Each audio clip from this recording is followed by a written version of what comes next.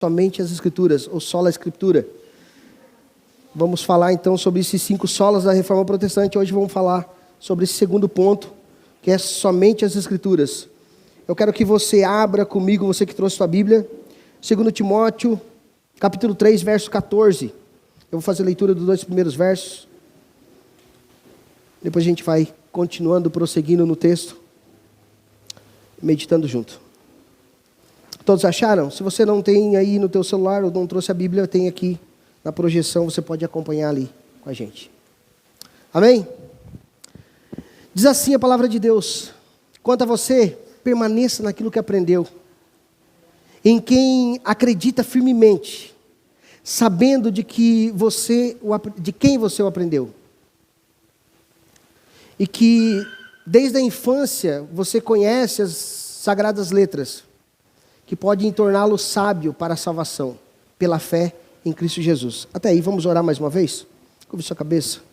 Senhor Deus e Pai, nós te pedimos mais uma vez, Senhor Deus, que o Senhor nos ilumine o nosso entendimento, o nosso pensamento, e que Teu Espírito Santo nos torne cativo desse momento, Pai.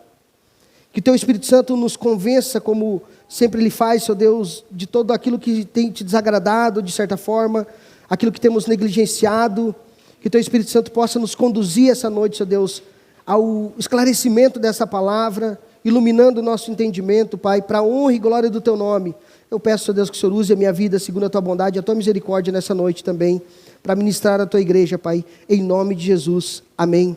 Graças a Deus.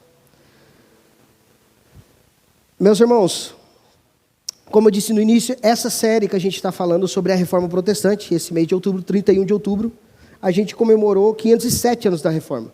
Então, a primeiro momento, a gente falou sobre somente a fé. Sabemos que somos justificados somente pela fé, somente pelo sangue de Jesus, como nós louvamos essa noite, que não há nada que possa pagar o preço, que não há nada que nós possamos fazer para chegar até Deus ou para conquistar a salvação. Não há obra, não há valor, nada, a não ser o sangue de Jesus. É só isso que é aceitável, é só o sangue de Jesus que é aceitável ao Senhor como justificação pelos nossos pecados. Então hoje, meus irmãos, dando sequência a essa série de ministrações, nós vamos falar então sobre somente as Escrituras. Ou seja, a regra de fé e prática para a nossa vida, não existe outra. A gente lê, claro, livros, e eu aconselho você a ler livros a cada vez mais. Livros sobre teologia, livros históricos, livros que nos capacitam, né, assim, de certa forma, servir melhor a Deus. Mas a gente tem que pensar e filtrar muito o que a gente lê, o que a gente escuta, ou medita, ou dedica o nosso tempo, para que essas coisas não venham talvez tirar o nosso foco da Escritura. E hoje nós vamos falar sobre isso, sobre somente a Escritura. E o título para essa noite é Sola Escritura versus a Teologia do Coaching. Quem já ouviu falar aqui da Teologia do Coaching? Já ouviu falar ou não? Tem alguns irmãos que já ouviram falar. Se você não viu essa noite, você vai entender um pouco sobre essa teologia do coach. Talvez você pense assim, coach é aquele que usa esse microfonezinho igual ao do pastor, né? Não é isso. Não. Eles usam, mas não é isso. Isso aqui é só uma forma da gente melhorar, né? Para quem gosta de gesticular e melhorar a dinâmica da gente pregar. Mas mais ou menos isso aí. Aqueles que geralmente eles usam um microfone assim, eles, né, trazem as pessoas mais para próximo. Então nós vamos falar hoje sobre isso, sobre o título Sola Escritura versus Teologia do Coaching.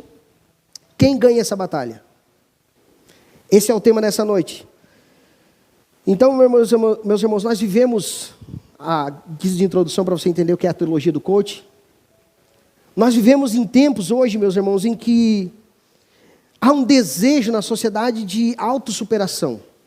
Há um desejo no coração da sociedade hoje, da humanidade, claro que já pela inclinação do pecado, meus irmãos, mas ainda assim essa teologia ajuda ainda mais, né, a prejudicar as coisas, a piorar as coisas. Ensina essas pessoas como a ter uma autossuperação, a realizações pessoais, a um sucesso profissional. E não que isso seja pecado, meus irmãos, glória a Deus se você está tendo sucesso na sua vida profissional. Não é isso, mas eles frisam e focam nisso. Eles pegam tudo que é aplicação bíblica e focam nisso.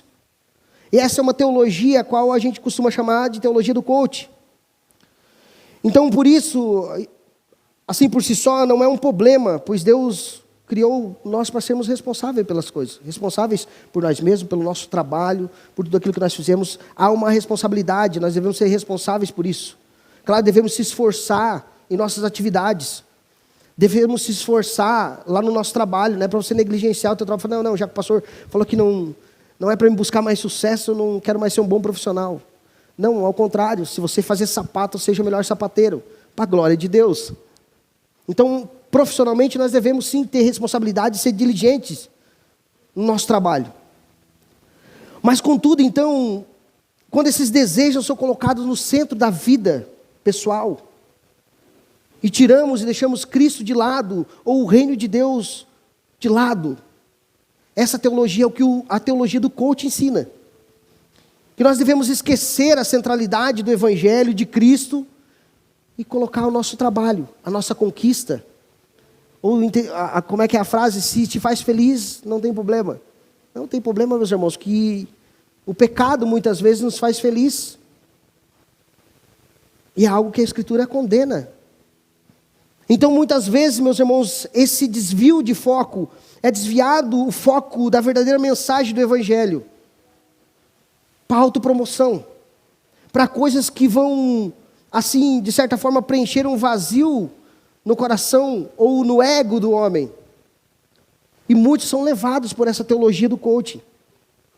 Então, a teologia do coaching hoje, meus irmãos, é altamente ou amplamente difundida em diversas igrejas, em diversas mídias sociais.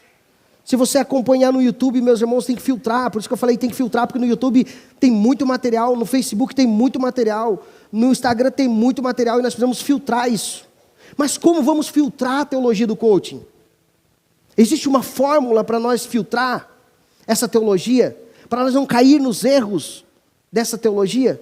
Existe uma forma, sola Escritura. Com base nas Escrituras, nós vamos avaliar se isso é aplicável para a nossa vida ou não. Se isso é viável para a nossa vida ou não. É isso que nós precisamos analisar e pensar. Então, meus irmãos, essa teologia é um grave perigo. Porque tira toda a genuidade, tira toda a fé genuína em Cristo. Por assim melhor dizendo. E coloca em coisas materiais, em coisas que querem preencher o espaço de Cristo, ou em esforço humano. Então essa teologia distorce, meus irmãos, principalmente, pelo menos 3 doutrinas essenciais, bíblicas para nós. A soberania de Deus, a centralidade de Cristo, e o propósito do discipulado. São 3 pontos aqui básicos que já distorce, já destrói, já tira. Então a teologia do coach, ela tem isso, ela tem essa versão de trazer algo para o coração do ser humano carente, e a gente sabe que é carente de Deus, mas tenta preencher esse espaço. Então, meus irmãos, para nós se livrar, ou para nós avaliar, para nós não ficar vulnerável a essa teologia, nós precisamos conhecer muito bem a Escritura. Nós devemos conhecer muito bem, porque a teologia do coach, ela traz a ideia, meus irmãos, que Deus é um Deus fraco. É um Deus que não é o nosso Deus que nós conhecemos, um Deus soberano. É um Deus que é moldável conforme a tua vontade. É um Deus que muitas vezes as pessoas vêm para ter, quem sabe, uma empresa maior, quem sabe uma conta mais gordinha, quem sabe para prosperar muito mais, e é isso que é ensinado. Olha, se você se dedicar mesmo, se esforçar, é isso que é passado. Então algo que vai, em vez de trazer um preenchimento, traz um vazio existencial cada vez maior. E isso tira toda a soberania de Deus, acaba tirando a soberania de Deus, demonstrando um Deus fraco. Nós sabemos que nosso Deus é soberano sobre todas as coisas, nós temos sim responsabilidades sobre as coisas, mas nós sabemos que se Deus não permitir, nós não estaríamos aqui essa noite. Nós sabemos que se Deus não assim permitir, nós não conseguimos sequer trabalhar amanhã. Nós entendemos essa soberania de Deus, que Deus é onipotente sobre todas as coisas, inclusive sobre nós. Agora, em segundo lugar, então, essa teologia, ela promove um foco exacerbado, meus irmãos, na realização pessoal. Desviando então a atenção de Cristo, que é o centro do Evangelho, e colocando o homem no centro, colocando o eu no centro. Colocando o eu na direção. Meus irmãos, e nós não temos a direção, quem tem a direção é o Senhor. Ele que nos direciona. Mas essa teologia traz isso, ela coloca uma direção na tua mão e fala, olha, você, toma conta da tua vida. Faz aí, pode fazer que é por ti mesmo. Então, meus irmãos, eles tiram Cristo do centro e colocam o homem no centro do culto também. Porque o culto não é mais preparado, esse culto essa noite, meus irmãos, foi preparado para o Senhor. E por isso que Ele nos exorta, por isso que Ele chama a nossa atenção. Mas em muitas igrejas evangélicas, tidas como evangélicas, meus irmãos, o culto não é mais direcionado para Deus, o culto é centrado no homem. Por exemplo, eu vou falar algo talvez essa noite aqui que poderia ofender alguém. Mas por eu conhecer a vida dessa pessoa, eu falo assim, não posso falar isso. É isso que o coach faz. Ele fala, não, eu não tenho compromisso com a palavra, eu tenho compromisso com as pessoas. E isso não é amar as pessoas, meus irmãos, isso é querer que os irmãos continuem no erro. Por isso que a palavra nos exorta, por isso que a palavra nos repreende. Quando eu repreendo meu filho, você repreende seu filho, não é porque você odeia teu filho, não. Você repreende ele porque você ama ele, você fala, não vai aí que vai cair. Aí se você não ama, você fala, deixa se cair, problema dele. Não, você está preocupado. Assim Deus chama a nossa atenção, mas o coach, meus irmãos, ele não fala isso. Ele fala, não, vou falar esse assunto aqui, esse aqui risca. Esse não posso falar, senão vai ofender o fulano. Esse aqui também não. Eu tenho um grande empresário lá, ele tem 3 amantes, vai na minha igreja. O cara me banca, o cara me deu um carro de presente. O cara é bom demais. Mas eu não posso pregar que adultério é errado, porque se eu pregar isso aqui, esse cara vai sair da minha igreja, vai ficar ofendido, vai ser mais meu amigo, não. É capaz de entrar na justiça e querer o carro de volta. Assim que o coach pensa, ele não tem responsabilidade com a palavra de Deus, ele não tem compromisso com as almas que Deus colocou nas suas mãos para cuidar, para apacentar, para direcionar. Então isso é a teologia do coach, meus irmãos, em um pequeno resumo. É não ter responsabilidade com Deus, é centralizar no homem, é colocar o homem no centro das coisas. E assim muitos outros vão vindo, e outros vão vindo, outros vão vindo, outros vão vindo.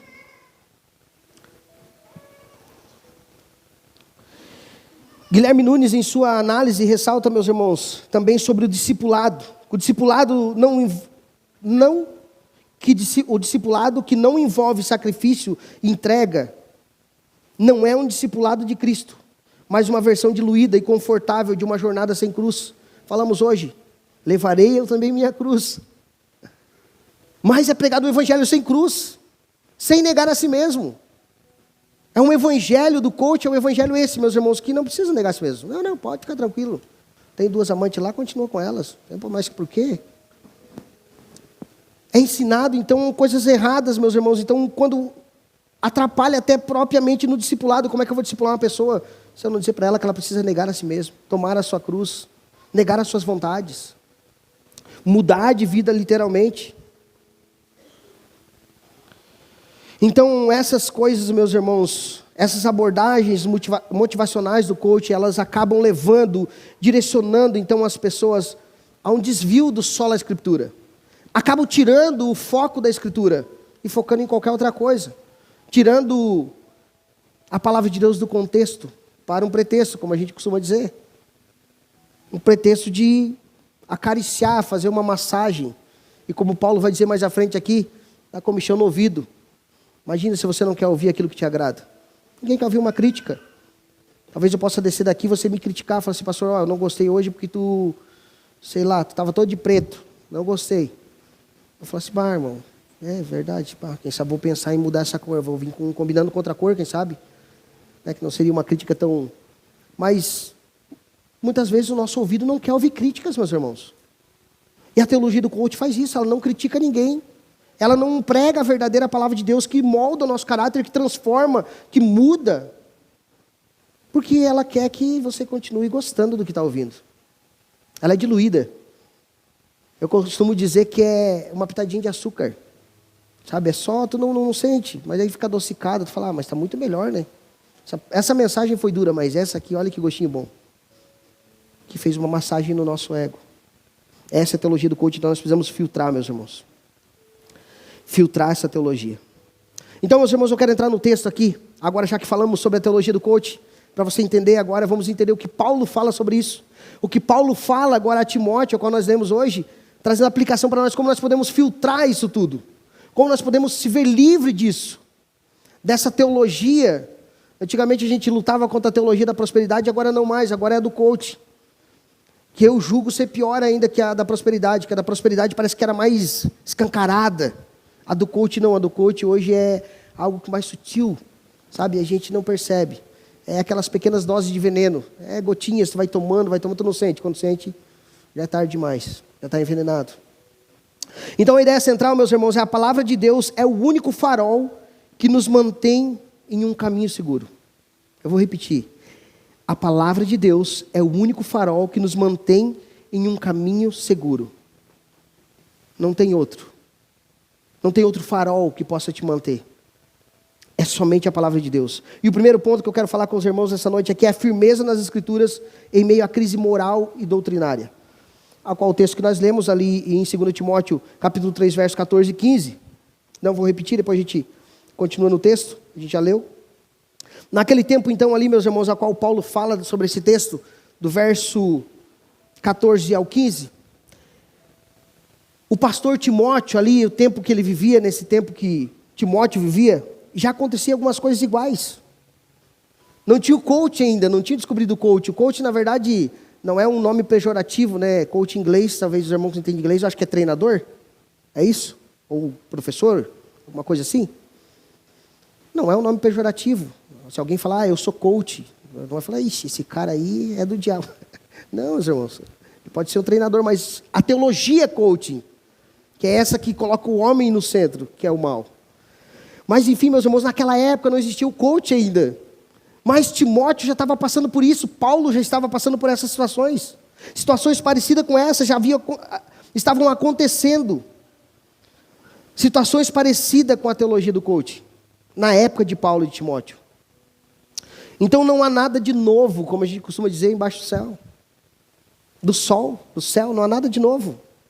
É algo que se repete, algo com o passar do tempo se repete e se repete. Por isso que houve a reforma protestante, porque estava se repetindo. E hoje a gente julga, até a gente fala, os pastores que se aprofundam mais nas escrituras, na teologia reformada principalmente, a gente diz que eu acho que a igreja toda, principalmente brasileira, precisava voltar ao solo da escritura. Ela precisava de um retorno, de uma nova reforma. Então, meus irmãos, não há nada de novo, sempre se repete, são ciclos que se repetem. E por isso que Deus tanto chama a nossa atenção, e nós já estamos aqui, aos irmãos que nos acompanham aqui há mais tempo, nós estamos o 3º ano falando sobre as 5 solas, eu acho. É a 3ª vez que a gente faz essa série em outubro. E sempre a gente aprende algo a mais. E sempre a gente pensa, é verdade, eu preciso voltar às escrituras mesmo. Então, Timóteo, nesse tempo, meus irmãos, já estava passando por essa dificuldade. Já estava passando por essa dificuldade lá, ele e Paulo. Então, ao instruir Timóteo aqui, Paulo fala e instrui ele a permanecer naquilo que aprendeu, em que acredita firmemente. Ele frisa, ele já chama a atenção nessa frase. Paulo aqui oferece uma exortação crucial aqui, para Timóteo, e assim também é aplicável para nós. Especialmente diante do contexto desafiador em que ele se encontrava. Como falei, esse jovem pastor, ele se encontrava ali num contexto em Éfeso, meus irmãos, que Treviso aqui é o paraíso. Se você soubesse como era Éfeso naquela época, você deve saber, porque eu creio que você lê as escrituras e assim você sabe mais ou menos da história. Essa cidade, então, meus irmãos, sendo um centro do Império Romano, era marcada por intensa diversidade religiosa. Tinha várias formas de buscar ou preencher este vazio. Por exemplo, no templo de Artemis, a idolatria prosperava. Também, enquanto isso, as filosofias gregas também eram difundidas entre os efésios. A filosofia grega, meus irmãos, difundida era sobre autossuficiência, orgulho intelectual, sucesso pessoal. E fala-se hoje isso não acontece também. É aplicável, é hoje, por isso que a palavra, por isso que um teólogo disse, eu não lembro qual é o nome dele agora, falou que a palavra de Deus é tão atual quanto o jornal de amanhã. Nem chegou ainda, mas é atual. Ela precisa ser reescrita, atualizada. Ela é atual. Então foi lá para Timóteo e serve para hoje e vai continuar servindo. Então, meus irmãos, havia ali então em Éfeso, essa filosofia grega também, que então trazia a ideia, atraía a população local, promovendo uma mentalidade que enaltecia o ego. Enaltecia o ego, a realização humana, falando, olha, tu é bom porque tu faz, tu é bom porque isso, era uma massagem no ego. Então, para a igreja em Éfeso, meus irmãos, isso representava uma ameaça significativa. Por isso, Paulo chama a atenção de Timóteo. Por isso que ele chama, então, a atenção de Timóteo se manter nos seus valores, se manter na palavra de Deus, naquilo que ele havia aprendido, para que ele não retrocedesse. Por isso que nós precisamos se manter nas Escrituras, meus irmãos. Precisamos se manter porque, querendo ou não, as coisas vão vindo, e vão batendo, e vão vindo, e vão vindo. E se você não tiver esse filtro, se você não tiver entender esse chamado aqui, meus irmãos, de urgência, para se manter nas Escrituras, para se manter naquilo que você aprendeu das Escrituras, meus irmãos, a filosofia te tira. A filosofia te afasta de Cristo. As coisas desse mundo vão te afastando. Então essas coisas ameaçavam, meus irmãos, significativamente, os valores de Timóteo, daquela igreja em Éfeso. Por isso que Paulo então chama a atenção para ele permanecer, ele adverte Timóteo permanecer inabalável nos ensinamentos das Escrituras. Lembrando que somente a verdade revelada na palavra de Deus poderia sustentar a igreja a perseverar. Que não era para Timóteo entrar na onda. Porque, meus irmãos, os pastores, os líderes, muitas vezes, que não têm um conhecimento mais profundo da palavra, são tentados a dar uma adocicada, a preparar alguma coisa. Então, Paulo, naquela época, já falava para Timóteo, Timóteo, tu é jovem, eu sei que você conhece as Escrituras, eu sei que você foi instruído pela sua mãe e pela sua avó, e eu quero que você continue assim, focado nas Escrituras. Não deixe de ser levado. Ah, mas olha só, Paulo, a resposta de Timóteo, né? Ô Paulo, mas tem tanta pouca gente ali na nossa igreja de Éfeso. Ah, e tem um lugar ali, o templo da Artemis, nossa, está cheio de gente. Se nós trouxesse algo ali para cá, será que não trazia mais gente para cá? Será que nós não atraía mais pessoas? Será que nós colocássemos o contexto local, meus irmãos, poderia tentar Timóteo a fazer algo diferente, que não fosse descrito na palavra de Deus, para atrair mais pessoas. E assim, ele estaria saindo fora do somente a Escritura. Ele estaria se deixando levar pelo erro. Então, Paulo aqui então chama a sua atenção, dizendo, olha, só a palavra de Deus pode sustentar a igreja a perseverar na pureza da fé. Só isso, mais nada, Timóteo. Ou seja, se fosse nos dias de hoje, Paulo falaria para Timóteo, só a Escritura, Timóteo. Somente a Escritura, permaneça na Escritura, permaneça no que você já tem aprendido. Não coloque mais nada. Não coloque nem uma pitadinha de açúcar. Não invente outra coisa. Aí ele fala da expressão, quanto a você, no texto. Ainda no verso 14. Quanto a você, no início da exortação ali, ele fala, Paulo ressalta aqui o contraste entre Timóteo e os falsos mestres. E aqui é um contraste da vida nossa cristã com aqueles que não são crentes. Com aqueles que têm uma vida, quem sabe, assim. Como aquele povo com os falsos mestres, com a teologia do coach que a gente falou agora. A gente olhar para tudo isso, quer ver, eu vou trazer para vocês bem claro, para vocês entenderem algo. Quer ver alguém que prega uma teologia do coach? Que a gente quer aqui de próximo agora, esqueci o nome do cara, sumiu da minha mente agora, aqui de Joinville. Como é que é o nome dele? Meu Deus do céu. Não.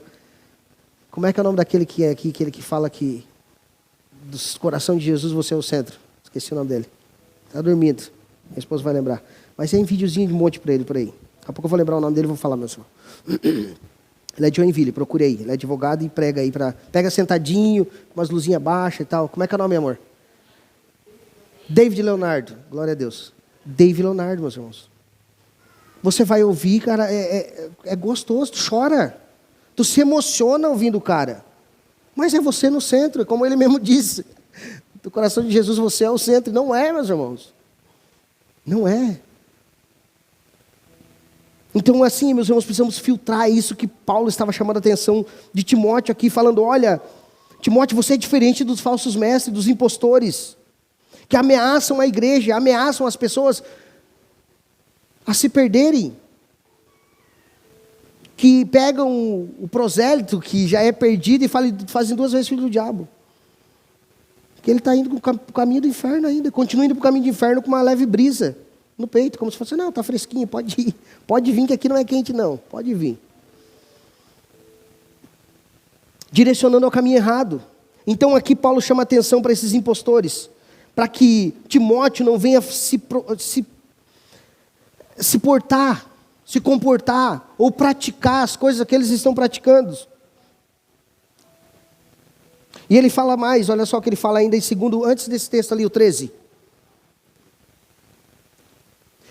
Mas os perversos impostores irão de mal a pior, enganando e sendo enganado.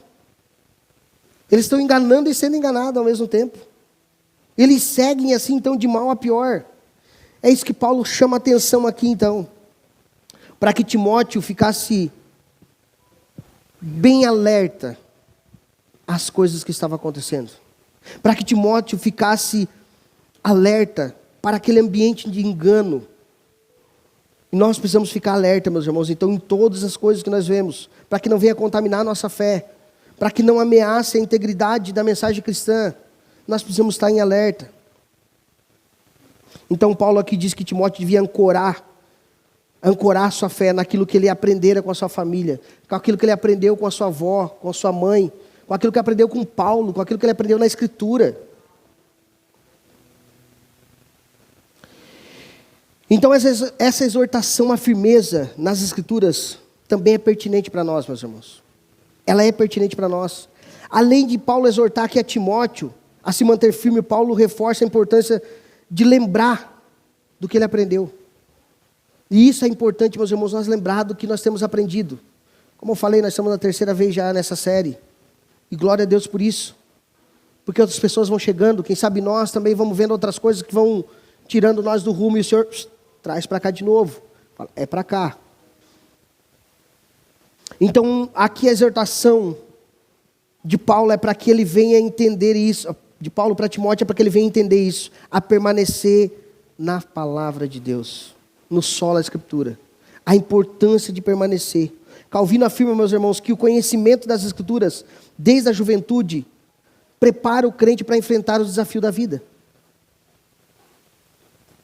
Nós precisamos, assim, Paulo chama atenção ali que ele aprendeu, para ele colocar em prática aquilo, permanecer naquilo que ele aprendeu com a sua avó e com a sua mãe, coisas que são nossa responsabilidade de ensinar aos nossos filhos, a permanecer. Porque haverá um tempo que eles vão precisar, vão passar por dificuldades na vida, todos nós vamos passar por dificuldades, todos nós vamos passar por um dia mau, e nós vamos estar preparados para esse dia mau, conhecendo a Escritura. Conhecendo aquilo que nos foi ensinado, aquilo que foi passado. Então, se você não quer ver teu filho sofrer, ensine ele as Escrituras. Ensine. Ele vai até passar pelo sofrimento, vai. Mas ele vai alcançar a misericórdia de Deus, vai alcançar ele. Ele vai encontrar coragem, esperança, fé em Deus, na palavra de Deus.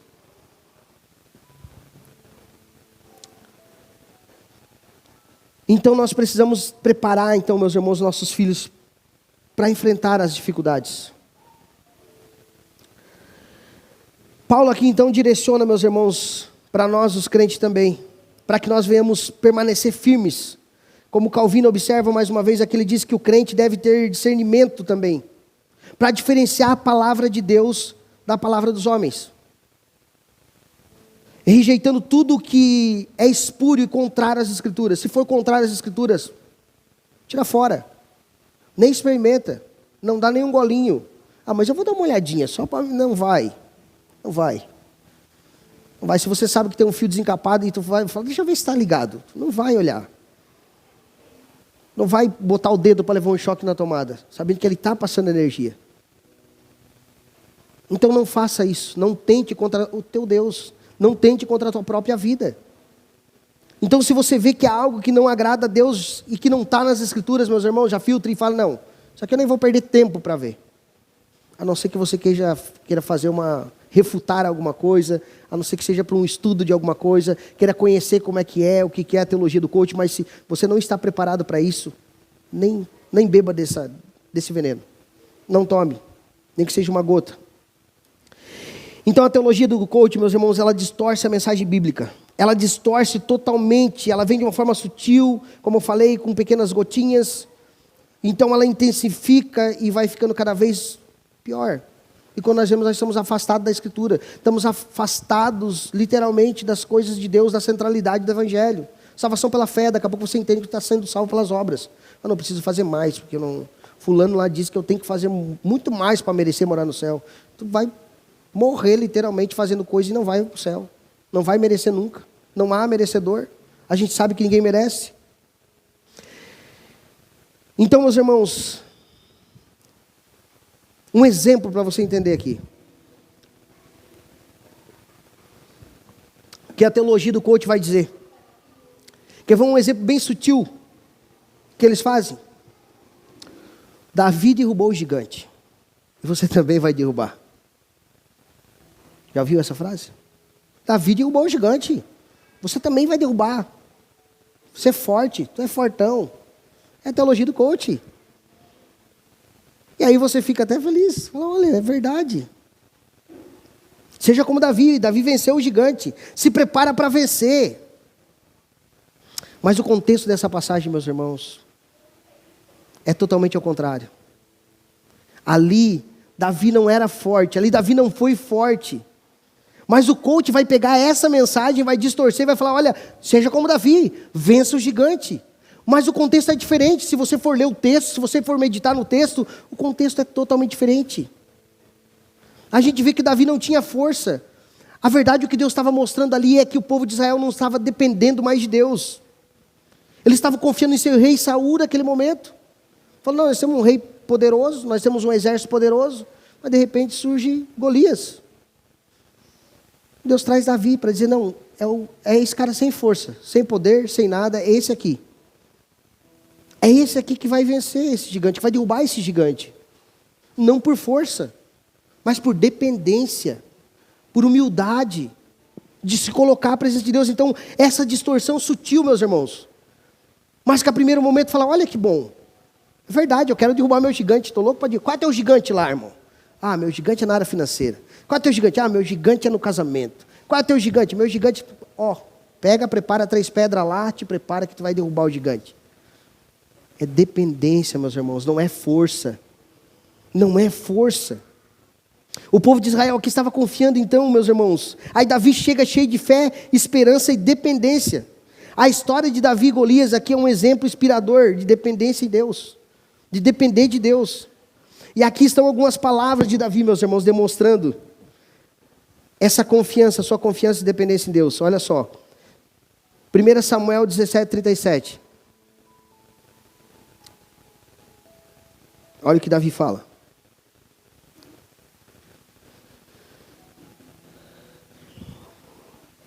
– 17:37, é isso? 1 Samuel. O Davi continuou. O Senhor me livrou das garras do leão e das garras do urso. Ele me livrará das mãos desse filisteu. Então Saul disse, vá, que o Senhor esteja com você. O que Davi falou? Ele falou assim, e eu me livrei das garras do leão. Eu sou forte e corajoso, matei um urso também. Não, ele falou, o Senhor me livrou. Isso é dependência, meus irmãos. Ele não era o herói, ele era o dependente de Deus. É ao contrário do que o coach disse. Não, te prepara, igual Davi. Davi matou o leão, Davi matou o urso. Não, ele mesmo está mostrando a dependência dele. Olha só o que mais ele diz. Ainda em 1 Samuel 17, 45, 46.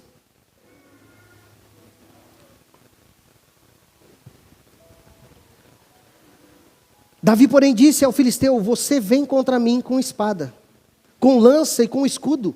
Eu, porém, vou contra você, em nome do Senhor dos Exércitos, o Deus dos exércitos de Israel, a quem você afrontou. É isso, meus irmãos. É sobre isso. É sobre depender. Davi não falou assim, não, eu vou com você com 3 pedras que eu peguei no rio agora, e com a minha força, porque eu sou o cara. Não. Eu vou contra vocês, porque vocês não se levantaram contra mim. Foi contra o Deus de Israel. Eu dependo dele e tenho certeza, e fé, esperança e segurança que vou vencer. Ainda mais um texto, meus irmãos, para nós confirmar.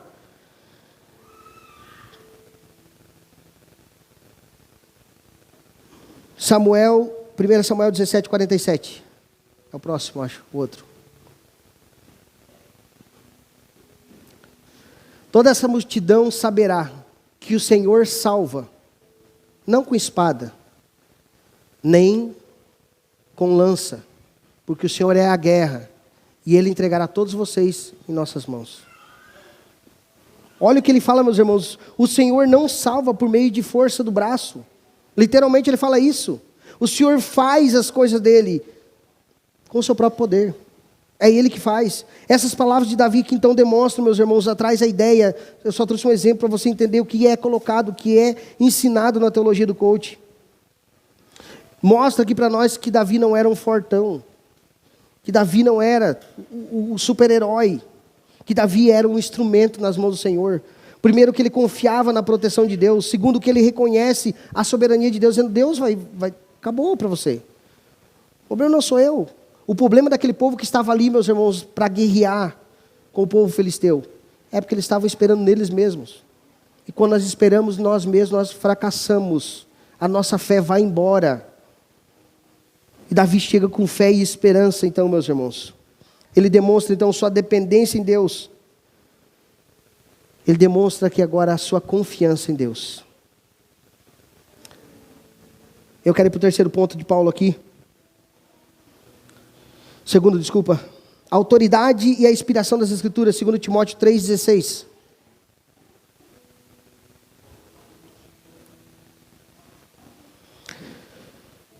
Diz assim: toda a Escritura é inspirada por Deus e útil para o ensino, para a repreensão, para a correção, para a educação na justiça. 17. A fim de que o servo de Deus seja perfeito e perfeitamente habilitado para toda boa obra. Esse trecho aqui, então, resume um papel fundamental da Escritura nas nossas vidas, da palavra de Deus na nossa vida. Que não é um livro de autoajuda, que não é um livro que vai te fazer prosperar, como os caras falam, não, lê lá Salomão, se tu lê Salomão, tu vai prosperar na vida, lá está a chave do dinheiro. Lê lá que lá tu vai virar a chave para ficar milionário. Não, meus irmãos. A palavra de Deus é fundamental para nós. Aqui Paulo fala agora e destaca a autoridade divina nas Escrituras. Que ela é essencial para nós. E literalmente aqui ele fala sobre essa autoridade da palavra de Deus soprada por Deus. Fala sobre essa autoridade fundamental então da Escritura para a nossa vida de fé e prática. É essencial para que nós venhamos amadurecer. E ele continua agora aqui falando, então Paulo lembra a Timóteo e a todos nós que a Escritura é uma fonte sólida e confiável. Não é qualquer coisa não é qualquer livro. É uma fonte sólida e confiável, é isso que Paulo está falando para Timóteo. Confiável para todas as coisas, é inspirada pelo próprio Deus.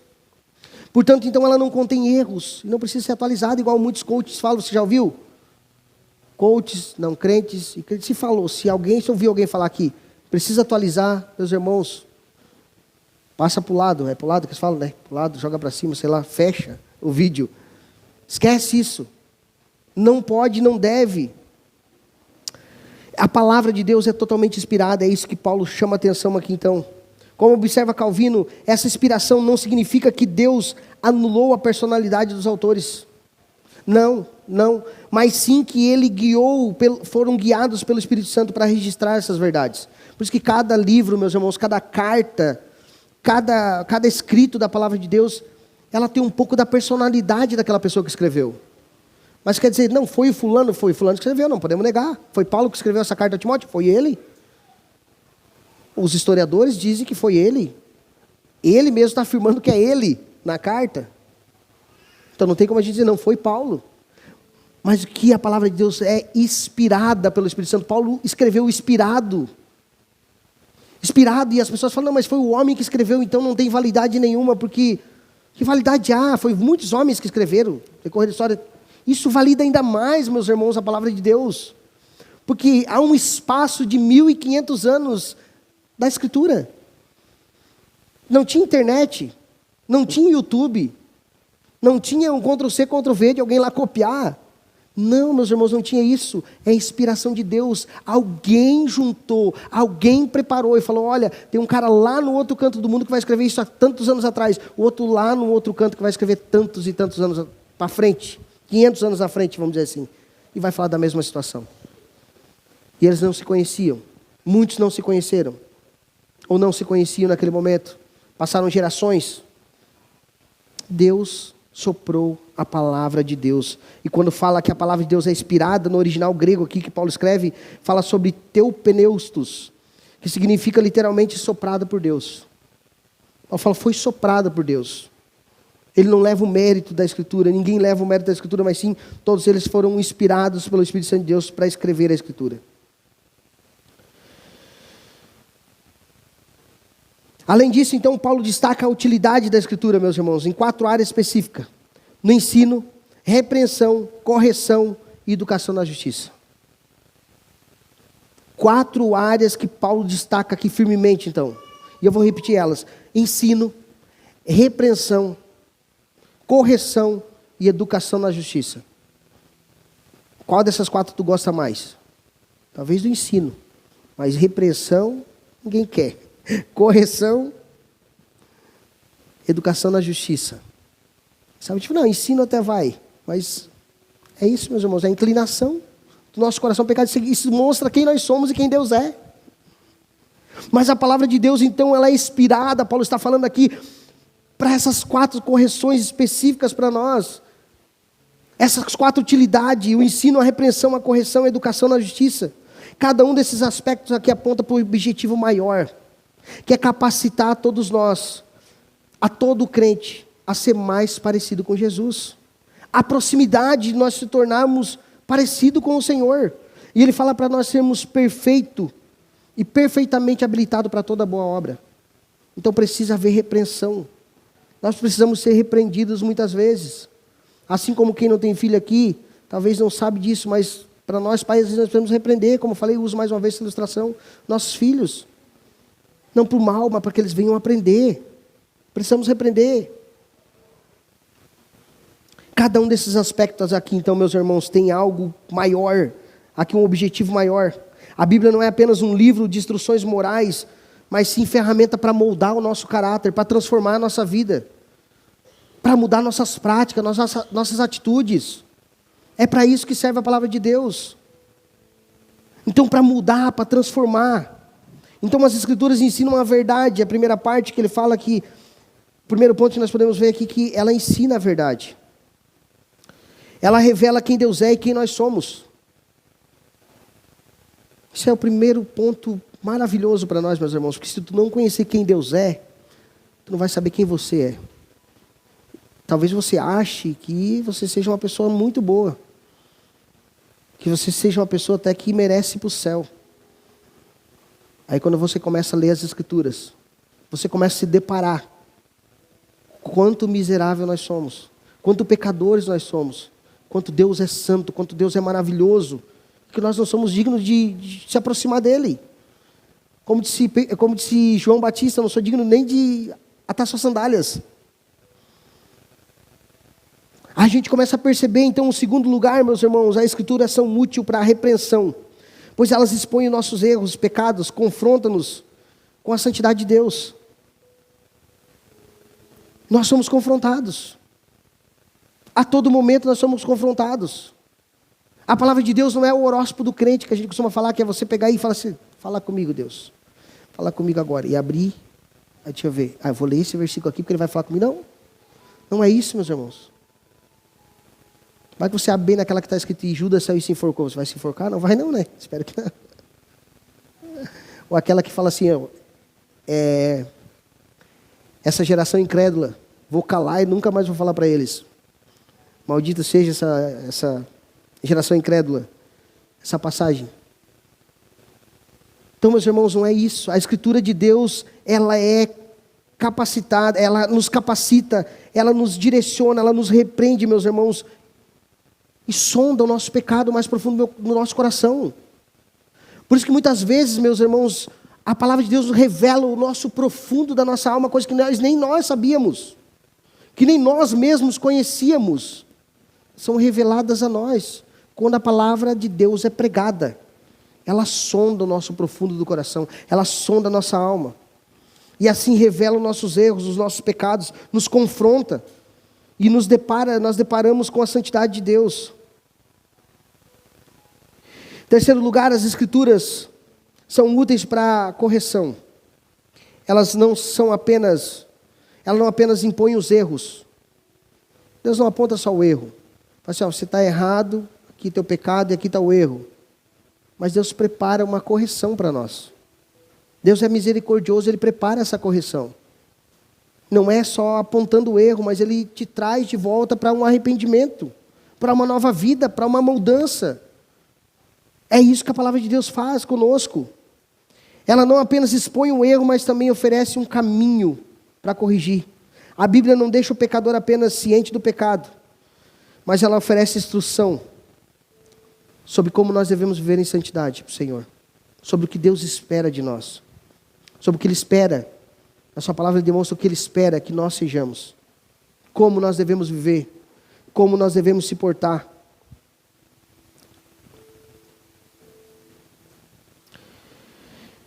E um quarto ponto aqui, meus irmãos, Paulo enfatiza então que a Bíblia nos educa na justiça. E o que é educar na justiça?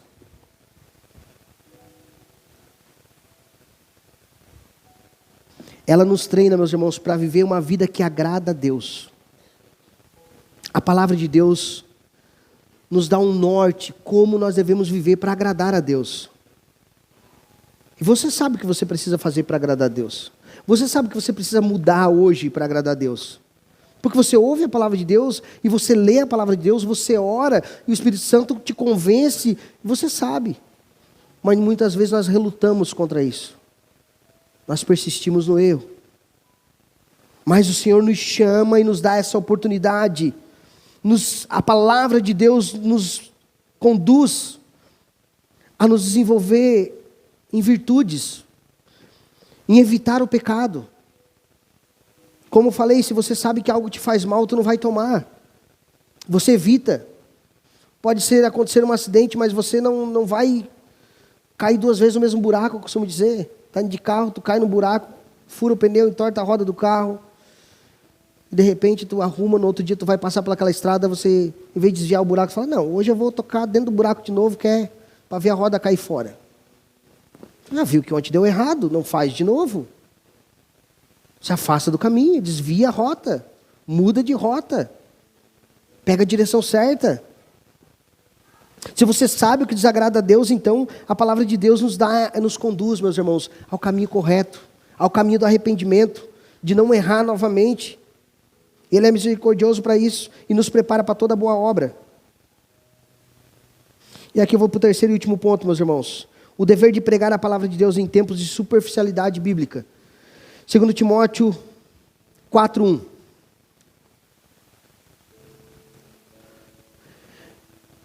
Diante de Deus e de Cristo Jesus, que há de julgar vivos e mortos, pela sua manifestação e pelo seu reino, peço a você, com insistência, que pregue a palavra. Insista, quer seja oportuno, quer não seja. Corrija, repreenda, exorte, com toda a paciência e doutrina. Paulo agora, meus irmãos, aqui para nós finalizar, sobre sola Escritura. Ele exorta a Timóteo a pregar, em tempo e fora de tempo. Pregar o Evangelho, meus irmãos, em tempo e fora de tempo. E para pregar o evangelho, meus irmãos, em tempo e fora de tempo, exige de nós dedicação. Exige de nós, é o que Paulo chama ali para ele, a atenção de Timóteo. E chama a nossa atenção também. A urgência que ele demonstra aqui agora. A insistência dele, ele fala, olha, eu insisto que você faça isso. Tem que haver uma dedicação nossa, meus irmãos, não só num culto de domingo como hoje. Não só ler a Bíblia no dia do domingo no culto, mas ler a Bíblia, meus irmãos, diariamente, ter um momento devocional com Deus. Ter um momento de meditação na palavra de Deus, não aquela que eu falei, abrir lá e fala, Deus, fala comigo. Não, pegue, se prepare. Fala, olha, essa semana eu vou começar, esse mês eu vou ler o Evangelho de Lucas. E comece a ler o Evangelho de Lucas. Todos os dias leia um pouco. Ore, leia, medite. E no decorrer do teu dia, vá pensando naquilo que Deus falou com você. E vá trazendo aplicações para a tua vida. E vai surgir oportunidades para que você pregue para outras pessoas. Mas como que eu vou falar daquele que eu não conheço? Como eu vou falar daquele que eu não tenho intimidade? Como que eu vou falar de alguém que eu não tenho conhecimento, meus irmãos? Eu preciso conhecer a palavra. Eu preciso conhecer as Escrituras. Nós vimos que Paulo chama a atenção de Timóteo, conheça, bote em prática aquilo que você já aprendeu. Permaneça na palavra de Deus. Mas pregue agora em tempo e fora de tempo. Ainda que o tempo hoje, meus irmãos, seja um tempo difícil de pregar. Ainda que haja rejeição. Mas nós precisamos pregar, mas para pregar precisamos conhecer.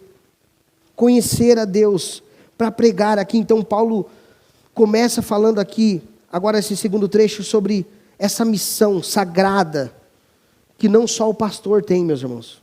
Que aparentemente parece que só o pastor deve pregar. Pastor, isso aí, negócio de pregar em tempo fora de tempo, é papel teu. É de todos nós, meus irmãos.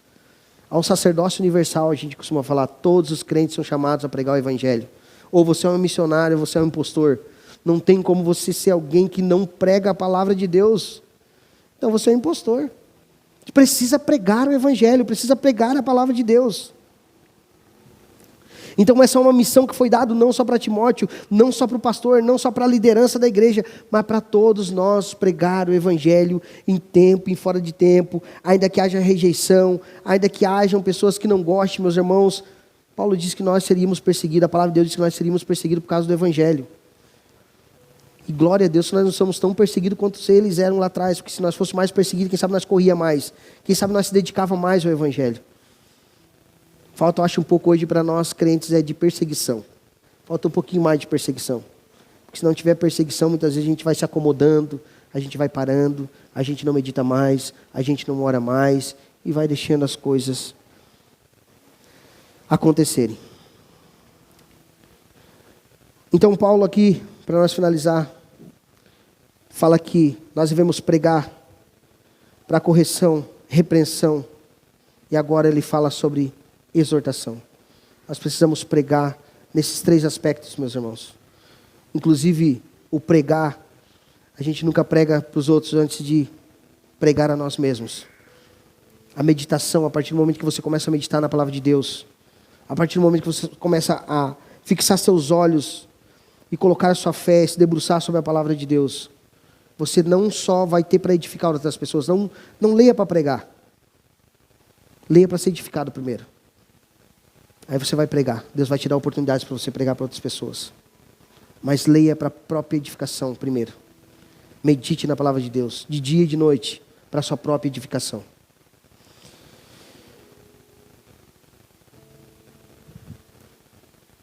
Eu quero finalizar. Quero chamar os irmãos do louvor para subir, para nós louvar mais uma vez ao Senhor.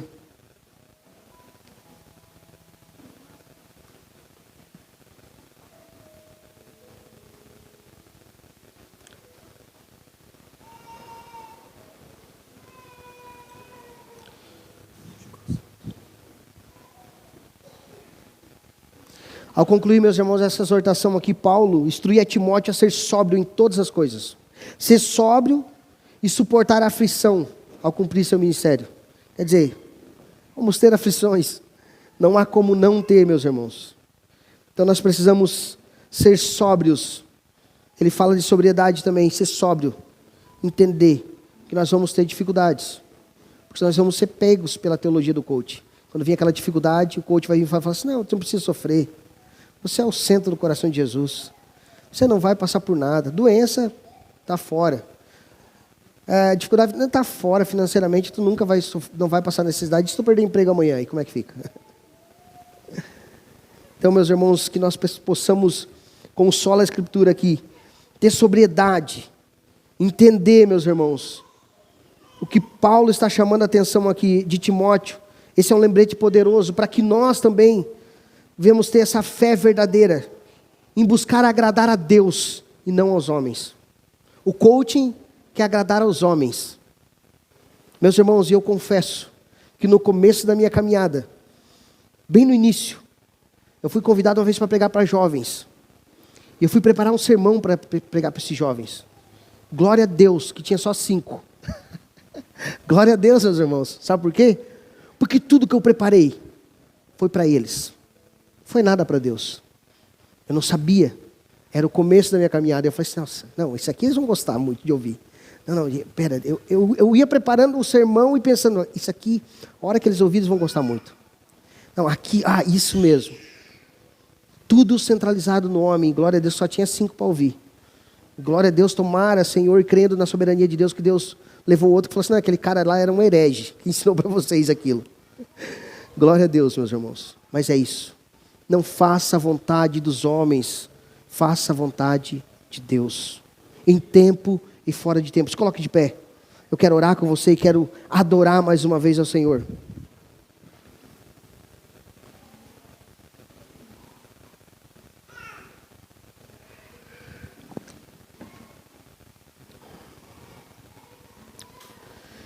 Senhor Deus e Pai, nós te agradecemos, Deus. Te agradecemos, Pai, porque o Senhor tem nos exortado, o Senhor tem nos corrigido, o Senhor tem nos encorajado. Pai, isso é bom, porque nós sabemos que o Senhor só exorta, o Senhor só corrige aqueles que o Senhor ama, ao filho que ama. Então nós te louvamos por isso, Pai. O Senhor tem nos corrigido, tem chamado a nossa atenção para caminhar um caminho correto, um caminho bom, perfeito e agradável que é o seu caminho, Pai. Muitas vezes aos nossos olhos, Senhor Deus, a nossa vontade é mais agradável, sim. O mundo lá fora oferece coisas para nós, Senhor, que quem sabe tentam nos desvirtuar, tirar da Tua presença. Mas Paulo aqui nos exortou e chamou a atenção de Timóteo, inspira nós também, Pai, a permanecer fiel, pregando a verdade, resistindo às falsas doutrinas que distorcem o Evangelho, cumprindo assim o nosso ministério com perseverança. Então, Pai, que nós em tempos de engano e de apostasia, que nós sejamos encontrados como servos fiéis ao Senhor, Pai. Que nós possamos assim ouvir do Senhor, bem feito, servo bom e fiel. Pai, nós te pedimos isso, Pai. Que a Tua graça, que o Teu amor, Senhor Deus, continue transbordando sobre nós e que a Tua palavra seja o centro, Senhor Deus. O centro da nossa vida seja guiado pela Tua palavra. Assim, Deus, nós te pedimos em nome de Jesus, Pai. Em nome de Jesus. Amém. Vamos adorar o Senhor mais uma vez, meus irmãos.